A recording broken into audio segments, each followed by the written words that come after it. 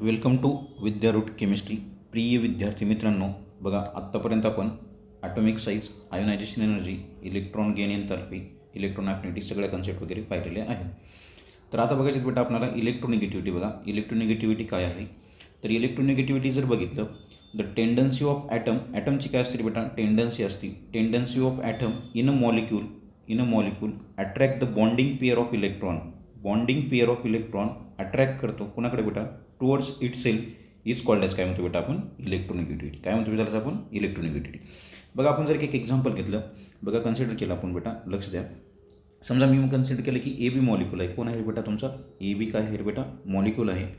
आणि ह्या A B मॉलिक्यूलमध्ये जर आपण कन्सिडर केलं तर बघा याच्यामध्ये दोन केसेस जर कन्सिडर केलं. फर्स्ट केस जर म्हणलं आपण तर एची इलेक्ट्रोनिगेटिव्हिटी काय बेटा म्हणलं मी, जास्त आहे.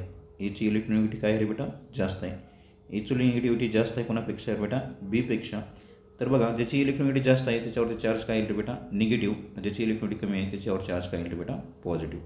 म्हणजे हा बॉन्डिंग पेअर ऑफ इलेक्ट्रॉन स्वतःकडे काय करतो बेटा, अट्रॅक्ट करतो. त्याच्यानंतर सेकंड बघा, सेकंडमध्ये जर बघितलं आपण, सेकंडमध्ये बघा मी म्हणलं बीची इलेक्ट्रोनिगेटिव्हिटी काय आहे बेटा, जास्त आहे. बीची इलेक्ट्रोनिगेटिव्हिटी काय आहे, जास्त. बीची इलेक्ट्रोनिगेटिव्हिटी काय आहे, जास्त. कोणापेक्षा बेटा, एपेक्षा. तर बीवरती चार्ज काय झाला बेटा, निगेटिव्ह. आणि एवरती चार्ज काय झाला बेटा, पॉझिटिव्ह. म्हणजे बॉन्डिंग पेअर ऑफ इलेक्ट्रॉन काय करतो आपण बेटा, स्वतःकडे अट्रॅक्ट करतो. आणि बॉन्डिंग पेअर ऑफ इलेक्ट्रॉन स्वतःकडे अट्रॅक्ट करणे, त्याच टेंडन्सीला काय म्हणतो बेटा आपण, इलेक्ट्रोनिगेटिव्हिटी. समजा हे बॉन्डिंग पेअर ऑफ इलेक्ट्रॉन आहेत, एची इलेक्ट्रोनिगेटिव्हिटी जास्त असेल तर एनं स्वतःकडे bonding pair of electron attract केली. आणि बीची इलेक्ट्रोनिगेटिव्हिटी जास्त आहे तर बीनं बॉन्डिंग पेअर ऑफ इलेक्ट्रॉन कोणाकडे अट्रॅक्ट केली बेटा, स्वतःकडे काय केले, अट्रॅक्ट केले. तर बघा त्याच्यानंतर हे जर बघितलं आपण, हा इलेक्ट्रोनिगेटिव्हिटी जर बघितलं तर ही आहे बेटा तुमची, इट इज युनिटलेस क्वांटिटी आहे. It is unitless quantity. त्याच्यानंतर जर बघितलं ह्याच्यामध्ये जर बघितलं आपण, याला युनिट वगैरे नाही, हे आपण काय करू शकतो, it is not measurable. It is not measurable quantity.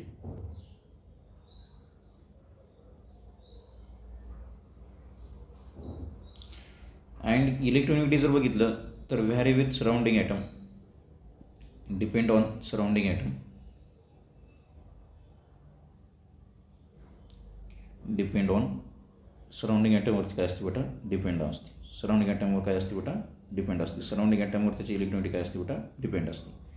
आता बघा हा इलेक्ट्रोनिगेटिव्हिटी वगैरे जर तुम्हाला वगैरे एक्सप्लेन करत असताना, इलेक्ट्रोनिगेटिव्हिटी हा कन्सेप्ट वगैरे एक्सप्लेन करत असताना बेटा वगैरे 3 सायंटिस्ट आले. 3 scale are represent by electronegativity.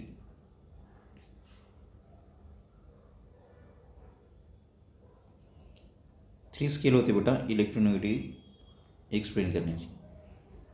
म्हणजे इलेक्ट्रोनिगेटिव्हिटी काय केली बेटा, वेगळ्या वेगळ्या सायंटिस्टने वगैरे काय केली बेटा, एक्सप्लेनेशन वगैरे केलेलं आहे.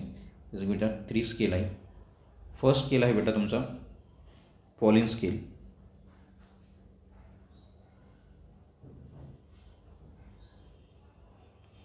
फर्स्ट आहे बेटा तुमचा पॉलिन स्केल. पॉलिन स्केल आहे बेटा based on bond energy. Based on bond energy. Bond एनर्जीवरती काय आहे बेटा, हा बेस वगैरे आहे. त्याच्यानंतर आहे बेटा तुमचा मोलिकन स्केल.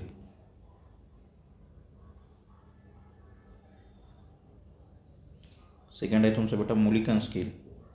हा बेस्ड ऑन कशावरती आहे बेटा, ionization energy and electron affinity. Based on ionization energy and electron affinity याच्यावरती काय बेटा, बेस आहे. आणि थर्ड आहे बेटा तुमचा ऑर्डेस्डार्फ स्केल.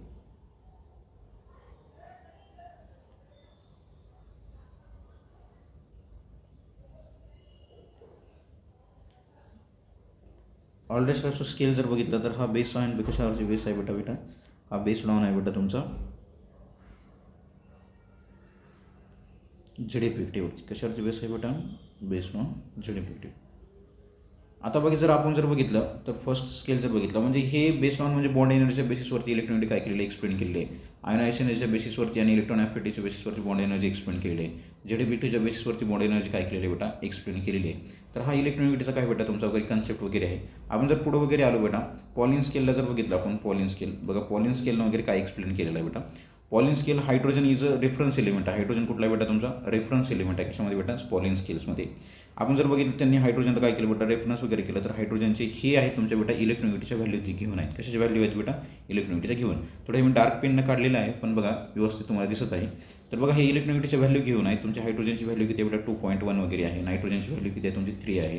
तर क्लोरीनची पण व्हॅल्यू किती आहे बेटा 3. क्लोरीनची व्हॅल्यू आणि नायट्रोजनची इलेक्ट्रोनेगेटिव्हची व्हॅल्यू काय आहे बेटा तुमची सेम वगैरे आहे. कार्बनची व्हॅल्यू बघितली तर 2.5 आहे. सल्फरची व्हॅल्यू बघितलं तर तुमची 2.5 आहे. आयोडीनची व्हॅल्यू बघितली तर किती आहे तुमची 2.5 आहे. कार्बनची सेम आहे, सल्फरची सेम आहे, त्याच्यानंतर तुमच्या आयोडीनची वगैरे काय बेटा सेम वगैरे आहे. हायड्रोजनची किती आहे बेटा 2.1 आहे. तसंच फॉस्फरसची पण किती आहे बेटा 2.1 आहे. तर सेम इलेक्ट्रोनेगेटिव्हिटी कोणाची वगैरे आहे तुम्हाला काय केलेलं आहे बेटा या ठिकाणी एक्सप्लेनेशन वगैरे दिलेलं आहे. म्हणजे कुठल्या कुठल्या एलिमेंटची तुमची इलेक्ट्रोनेगेटिव्हिटी वगैरे सेम वगैरे आहे. तर ही पॉलिन स्केलनं वगैरे आहे. पॉलिन स्केलनं बेटा हायड्रोजनला काय केलेलं आहे तुमचं रेफरन्स वगैरे केलेलं आहे आणि हायड्रोजनला रेफरन्स वगैरे करून काय केलेलं आहे बेटा हे तुम्हाला इलेक्ट्रोनेगेटिव्हिटीचे काय घेऊन आहेत बेटा व्हॅल्यू वगैरे त्यांच्या घेऊन आहेत. ही इलेक्ट्रोनेगेटिव्हिटीच्या तुम्हाला व्हॅल्यू वगैरे घेऊन आहेत. त्यांनी कशाला रेफरन्स केलेला आहे बेटा हायड्रोजनला वगैरे रेफरन्स करून तुम्हाला दिलेलं आहे. तर तुम्हाला विचारतो पॉलिन स्केलनं वगैरे कोणाला रेफरन्स करून तुम्हाला इलेक्ट्रोनेगेटिव्हिटीची व्हॅल्यू घेऊन आहेत. तर ती हायड्रोजनला वगैरे सेम केलेली आहे. नायट्रोजनची क्लोरीनची इलेक्ट्रोनेगेटिव्हिटी काय असते बेटा सेम असते. कार्बन सल्फर आयोडीनची इलेक्ट्रोनेगेटिव्हिटी सेम असते आणि हायड्रोजन आणि फॉस्फरसची जवळपास इलेक्ट्रोनेगेटिव्हिटी काय असते बेटा सेम असते. आता ह्याच्यामध्ये जर बघितलं आपण बेटा ही इलेक्ट्रोनेगेटिव्हिटी आहे आणि इलेक्ट्रोनेगेटिव्हिटीवरती जर आपण काय बघितलं बेटा आपण छोटे आपण काय बघतो आता फॅक्टर अफेक्टिंग ऑन जर बघितलं आपण इलेक्ट्रोनेगेटिव्हिटी. तर बघा नेक्स्ट पॉईंट आहे factor affecting on factors affecting on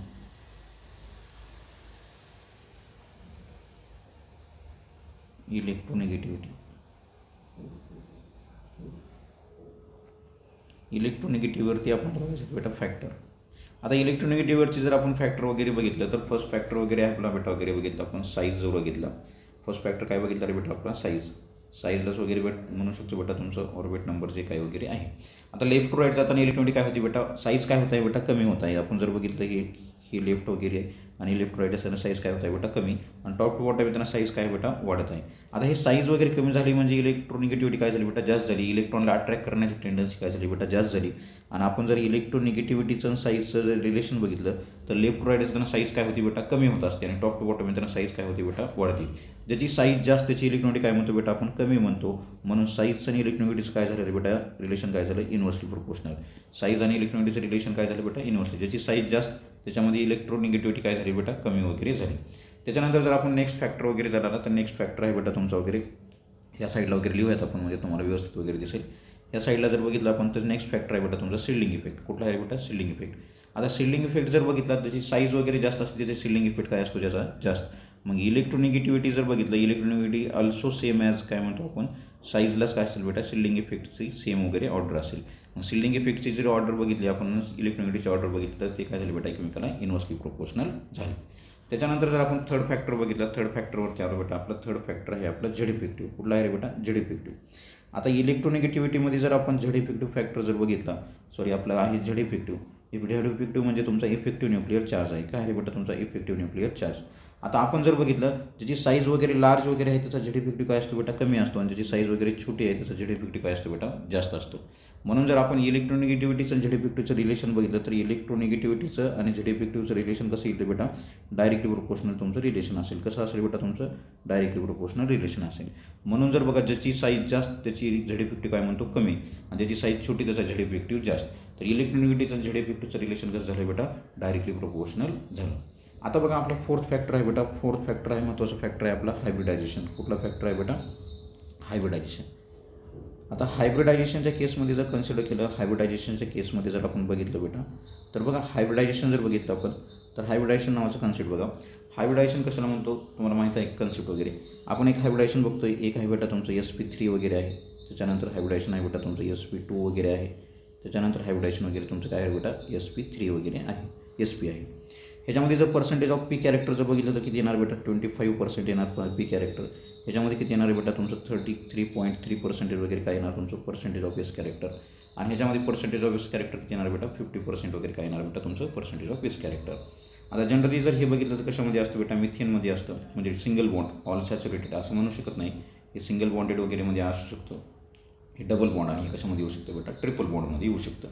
आपण जर इलेक्ट्रोनेगेटिव्हिटीचा जर कन्सेप्ट बघितला इलेक्ट्रोनेगेटिव्हिटीचा जर कन्सेप्ट बघितला तर electronegativity directly proportional to the percentage of S character. Percentage of S कॅरेक्टरला इलेक्ट्रोनेगेटिव्हिटी काय असते बेटा डायरेक्टली प्रोपोर्शनल वगैरे असते. पर्सेंटेज ऑफ एस कॅरेक्टर जर बघितलं तर percentage of S character is directly proportional काय असते बेटा इलेक्ट्रोनिगेटिव्हिटी. आता ह्याच्यामध्ये जर आपण बघितलं पर्सेंटेज ऑफ एस कॅरेक्टरला डायरेक्टली प्रोपोर्शनल आहे इलेक्ट्रोनिगेटिव्हिटी. आपण जर बघितलं तर इलेक्ट्रोनिगेटिव्हिटीची जर ऑर्डर बघितली आपण बेटा इलेक्ट्रोनिगेटिव्हिटीची ऑर्डर, तर इलेक्ट्रोनिगेटिव्हिटी कुणामध्ये जास्त असेल, इलेक्ट्रोनिगेटिव्हिटी जास्त असेल कोणामध्ये बेटा, एक असेल तुमचं SP जास्त असेल, त्याच्यामध्ये कोणानंतर कोणामध्ये जास्त असेल बेटा तुमचं SP2 जास्त असेल, त्याच्यानंतर कोणामध्ये जास्त असेल बेटा तुमचं SP3 असेल. तर हे काय असेल बेटा तुमची इलेक्ट्रोनिगेटिव्हिटी काय असेल बेटा ऑर्डर असेल. हायब्रिडायझेशनच्या केसमध्ये इलेक्ट्रोनिगेटिव्हिटी काय असेल बेटा तुमची ऑर्डर. तर ही वगैरे हायब्रिडायझेशनच्या केसमध्ये इलेक्ट्रोनिगेटिव्हिटी काय येते बेटा तुमची ऑर्डर वगैरे येत आहे. आपण बघत आहोत बेटा ॲप्लिकेशन. काय बघत आहोत बेटा आपण ॲप्लिकेशन. तर ही आहे बेटा तुमचं हायब्रिडायझेशनचं ॲप्लिकेशन, ही फॅक्टर ऑफ सेफ्टी. आता जर आपण ॲप्लिकेशन जर बघितले आपण इलेक्ट्रोनिगेटिव्हिटीच काय बघितलं बेटा आपण application of electronegativity, application of electronegativity, application of electronegativity. आता इलेक्ट्रोनिगेटिव्हिटीचे काय काय ॲप्लिकेशन आहेत आपल्याला ते बघायचं वगैरे आहे. आता जर बघितलं आपण बघा, जर आपण नॉर्मल वेमध्ये बघा, इथं थोडे जागा वगैरे रिकामी आहे, आपण बघा एखादा छोटासा कन्सेप्ट बघूयात. म्हणजे छोटासा कन्सेप्ट म्हणजे 5 आपला जो फॅक्टर वगैरे अफेक्ट आहे 5 जर आपला फॅक्टर जर बघितला आपण बघा 5th नंबरचा फॅक्टर वगैरे आहे बेटा आपला आहे. जर तुमचं बघितलं ऑक्सिडेशन नंबर जर बघितली, काय बघितलेली बेटा आपण ऑक्सिडेशन नंबर. आता ऑक्सिडेशन नंबर तुम्ही शिकलेला आहात. ऑक्सिडेशन नंबर म्हणजे तुम्ही साईज वगैरे कन्सेप्ट फाइंड आउट करता त्या ठिकाणी ऑक्सिडेशन नंबर बघितले आहात. मी जर एखादं एक्झाम्पल बघितलं बघा, एक्झाम्पल आहे बेटा लक्ष द्या. मी बघितलं एक्झाम्पल आहे बेटा Mn+1 आहे, त्याच्यानंतर आहे बेटा Mn+2 आहे आणि त्याच्यानंतर आहे बेटा तुमचं Mn+3 आहे. आता ह्याच्यामध्ये जर बघितलं आपण तर साईज सगळ्यात कमी कोणाची असेल बेटा Mnची साईज वगैरे काय असेल सगळ्यात कमी आणि Mn+1ची साईज काय असेल बेटा जास्त आहे. जेवढा पॉझिटिव्ह चार्ज जास्त तेवढी साईज काय असते कमी आणि जेवढा पॉझिटिव्ह चार्ज कमी तेवढी साईज काय असते बेटा कमी. आता ह्याच्यामध्ये जर बघितलं आपण बघा लक्ष द्या, ह्याच्यामध्ये जर बघितलं आपण जर ह्याच्यामध्ये साईजची जर ऑर्डर बघितली बेटा, कशाची ऑर्डर बघितली बेटा साईजची, तर साईजची जर ऑर्डर बघितली तर साईज कोणामध्ये जास्त येईल बेटा, साईज येईल Mn+1 काय झाली बेटा जास्त, त्याच्यानंतर कोणामध्ये झाली बेटा Mn+2 आणि त्याच्यानंतर कोणामध्ये झाली बेटा Mn+3 ही कशाची ऑर्डर झाली बेटा साईजची. पण जर आपण साईजला इन्व्हर्सली प्रोपोर्शनल काय असतील बेटा इलेक्ट्रोनिगेटिव्हिटी आणि इलेक्ट्रोनिगेटिव्हिटीची जर ऑर्डर बघितलं तर कोणामध्ये असते बेटा Mn+3 त्याच्यानंतर काय झालेलं बेटा Mn+2 आणि त्याच्यानंतर कोणामध्ये झालेली बेटा Mn+1 तर हे काय झाली बेटा तुमची कशाची ऑर्डर झालेली बेटा, ही झाली बेटा तुमची वगैरे इलेक्ट्रोनिगेटिव्हिटीची काय झाली बेटा ही ऑर्डर वगैरे झाली. तर अशा प्रकारची कशाची ऑर्डर येऊ शकते बेटा इलेक्ट्रोनिगेटिव्हिटीची. आता या बघूयात आपण application of electronegativity. Application of इलेक्ट्रोनिगेटिव्हिटीमध्ये जर आपण फर्स्ट ॲप्लिकेशन जर बघितलं तर फर्स्ट ॲप्लिकेशनमध्ये जर आलो आपण तर नेमिंग ऑफ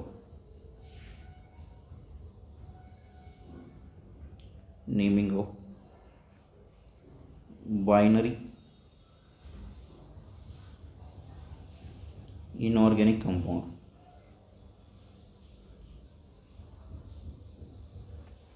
इनऑर्गॅनिक कंपाऊंडचं जर आपण बायनरी इनऑर्गॅनिक कंपाऊंडचं जर काय बघितलं आपण नेमिंग वगैरे जर बघितलं तर आपण जर आता नेमिंग जर बघितलं बघा लक्ष द्या फर्स्ट ॲप्लिकेशनमध्ये बघा आपण जर बघितलं आपण बघा हा आहे तुमचा हायड्रोजन आणि हा आहे तुमचा बेटा क्लोराईड. ह्याचं नेमिंग काय म्हणतो रे बेटा आपण, ह्याचं नेमिंग म्हणतो बेटा आपण हायड्रोजन क्लोराईड. काय म्हणतो रे बेटा आपण ह्याचं हायड्रोजन क्लोराईड. काय म्हणतो रे बेटा आपण ह्याचं हायड्रोजन क्लोराईड. समजा मी लिहिलं PCl3 तर ह्याच्यामध्ये काय म्हणतो फॉस्फरस ट्रायक्लोराईड.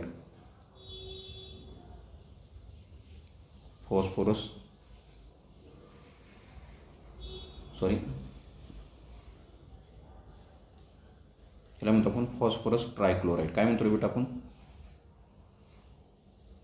फॉस्फरस ट्रायक्लोराईड. म्हणजे थोडं हे म्हणजे सोबत येईल म्हणजे तुमचं ट्रायक्लोराईड.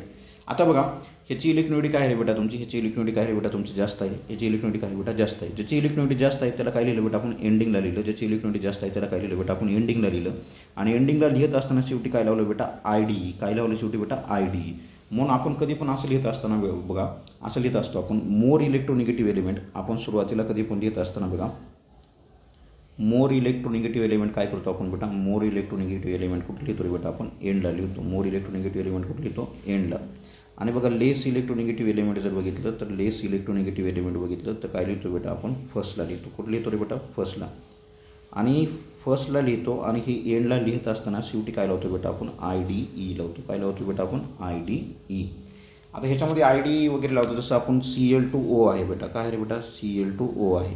तर ह्याला आपण मोर इलेक्ट्रॉनिक क्लोरीन ह्याला वगैरे ऑक्सिजन आपण असं लिहितो.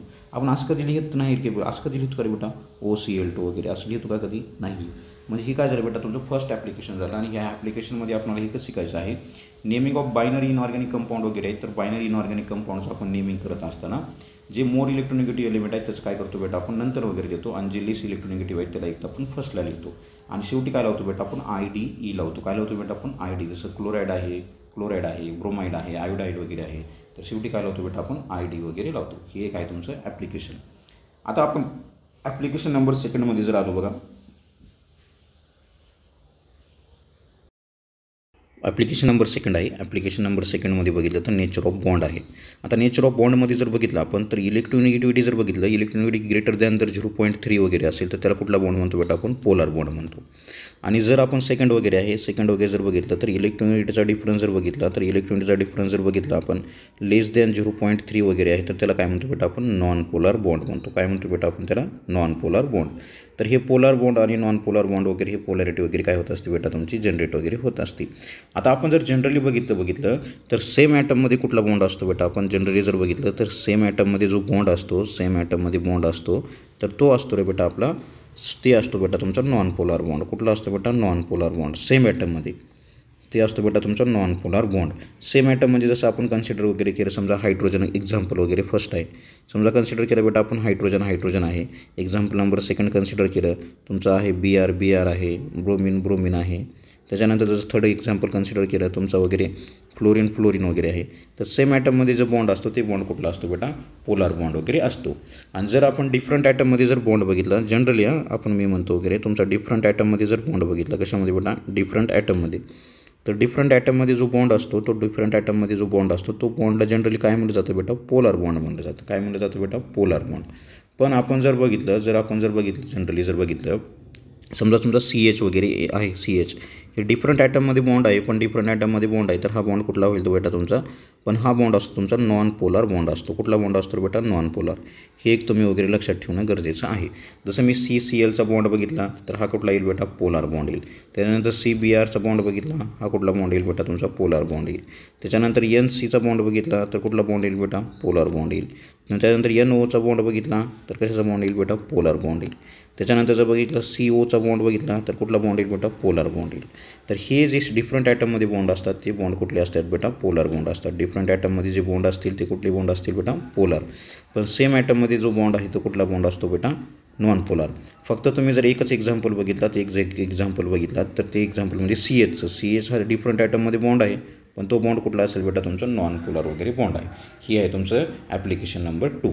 आता ॲप्लिकेशन नंबर 3मध्ये जर आलो आपण, ॲप्लिकेशन नंबर जर 3मध्ये बघितलं, आपण बॉन्ड लेंथ आणि बॉन्ड एनर्जी. काय बघतो रे बेटा आपण, bond length and bond energy.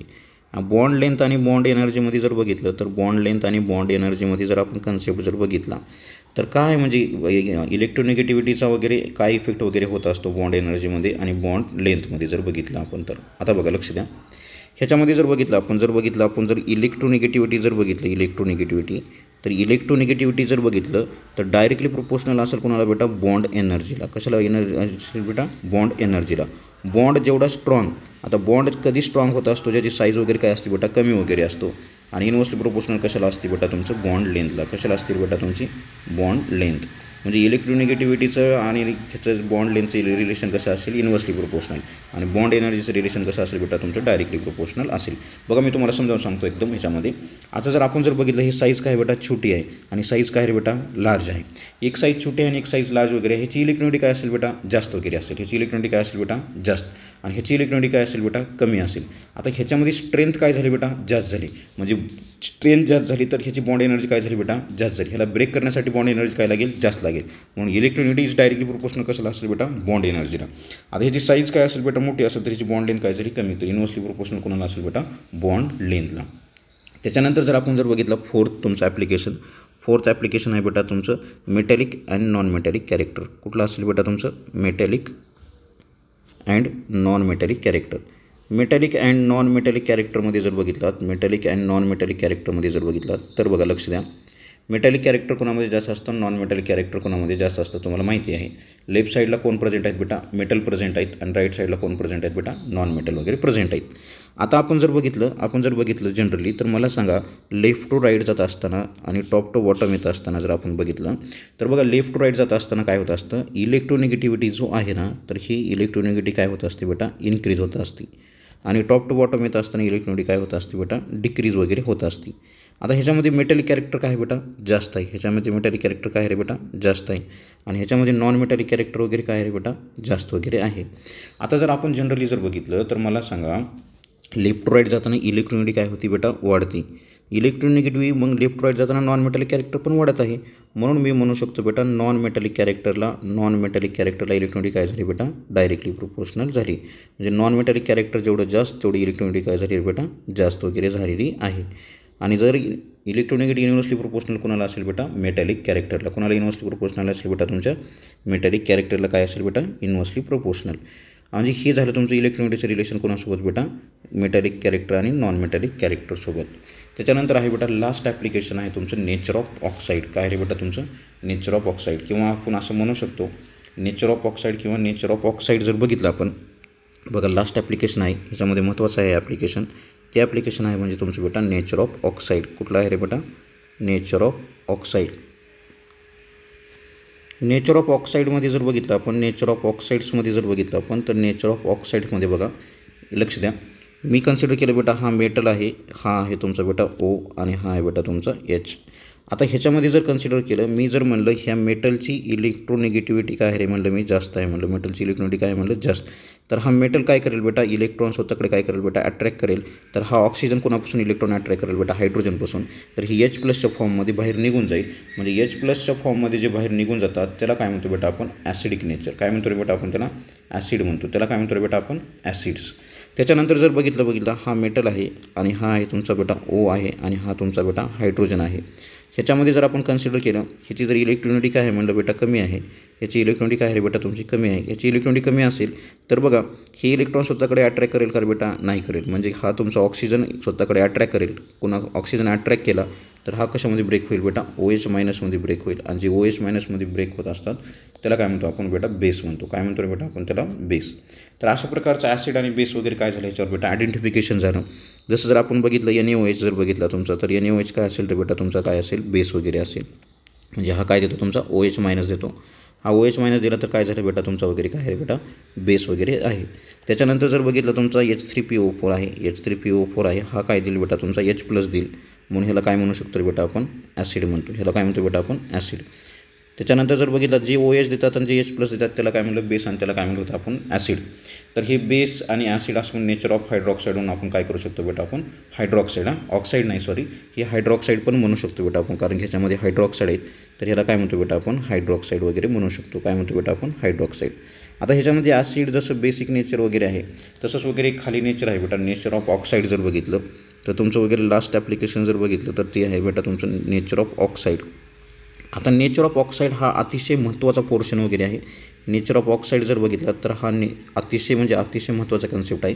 ह्याच्यामध्ये जर आपण बघितलं नेचर ऑफ ऑक्साईडमध्ये तर बघा 4 टाईपचे ऑक्साईड असतात. एक असतं तुमचं बेटा ॲसिडिक ऑक्साईड.